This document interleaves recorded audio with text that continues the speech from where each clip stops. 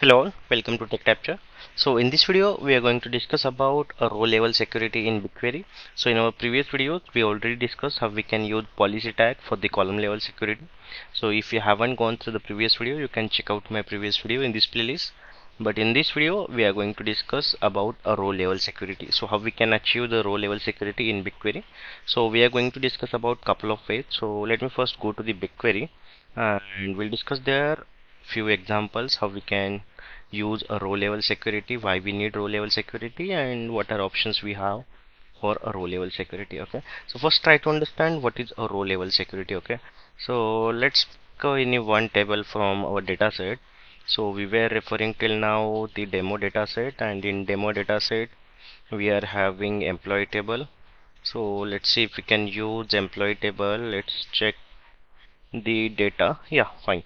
So this is the employee table with 1000 column, and let's assume now I am the owner of the table, so I am having access to all the 1000 records. Okay, so I am having access to finance department data, I am having access to marketing department data, I am having access to support department data, engineering, and then IT, HR, every department access, every department data I can see. But let's say as a data engineer, we have to implement the row level security that I can only see the data of the, let's say, marketing department. Okay, I should not able to see the data for the engineering department. So there are couple of ways. One way is you create one more data set. So let me show you. Either you create one more data set, and maybe you can give the name as a demo underscore restricted. Okay, let's create the dataset, and in that dataset what you can do, so let's say I should be having access to only marketing department data. So you can create a view. So you can, let's say, suppose create view, select star from employee where department is equal to marketing. Okay, and just execute this query. So what will happen, so this query will fetch only the marketing, only 127 records.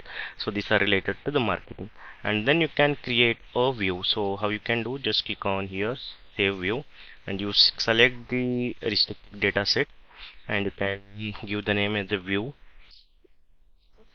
employee marketing. Okay, and then you can create the multiple view based on the multiple department. You will simply see the save that view, and what will happen now, so if you check this view, let me just show you this view. So this view have only a marketing data, so it is not actually storing the data, it is not costing you for the storage additionally.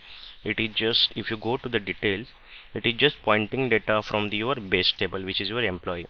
But if I try to query, so I will be having access, so you can restrict access at the dataset level.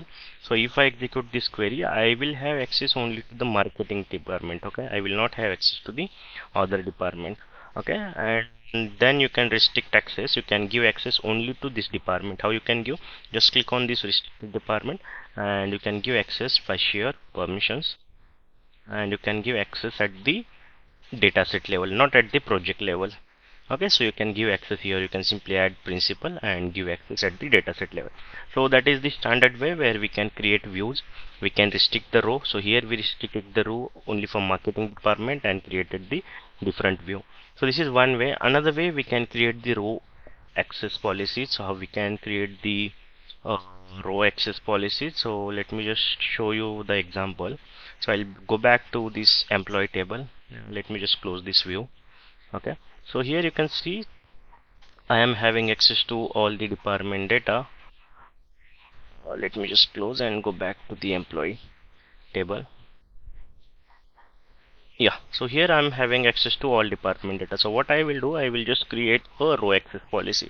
So how I can create the row access policy, so let me just write a query. So I can simply write a query that create a row access policy. I can give the name, maybe I can give the name as marketing filter. Okay, marketing filter, and I can give on, so on should be on the table name. So then I can give the table as a demo dot employee. So I have creating on the employee table, and then I can write grant to, and in bracket I can write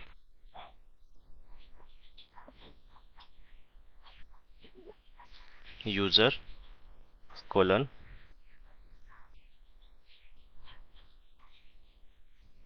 and my email ID.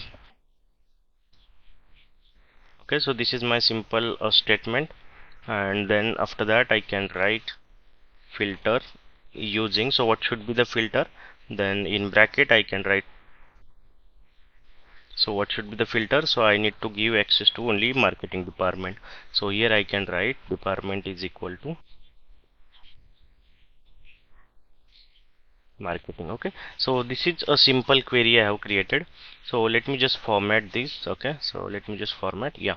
So this is my row access policy create query, so I will execute this query. Okay, so before executing, let me show you the example here what I am seeing as an select star result. Okay, so if I am checking the select star and all record, so I will see the data of all the department. Okay, finance, marketing, support, engineering, HR and IT, everyone, every department data I am able to see.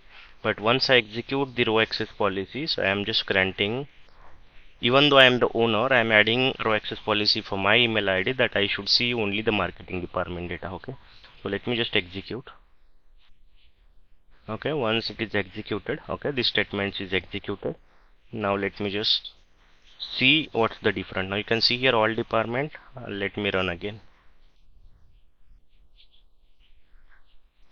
So now you can see I am getting only result for the marketing department. So even though the table is having, the same table is having all the data, I am getting result only for marketing department because it is having the row access policy. And here you will see the message, your query result may be limited because you do not have access to certain rows. It means it is restricted access to the other. So when it is helpful, let's say suppose if you are having the global sales team, it's the sales team having the sales data of your table, and let's say you are having different regional teams like APAC sales team, US region sales team, UK region sales team. In that case you can use the row access policy. So instead of users you can give access to group. So how you will give access to group? So here instead of users you can write a group, and then you can write the group email ID. That's the only change. Okay, using this you can create the row access policy.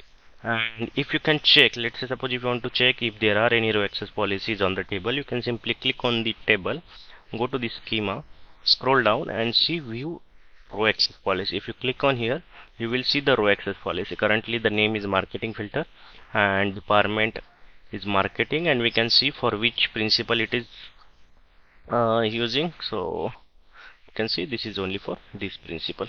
So you can see the row access policy on this statement. So hope you understood now how row access policies work and how we can create the row access policy. So that's it for this video, and we will continue to see amazing features in BigQuery in our this playlist in our next videos.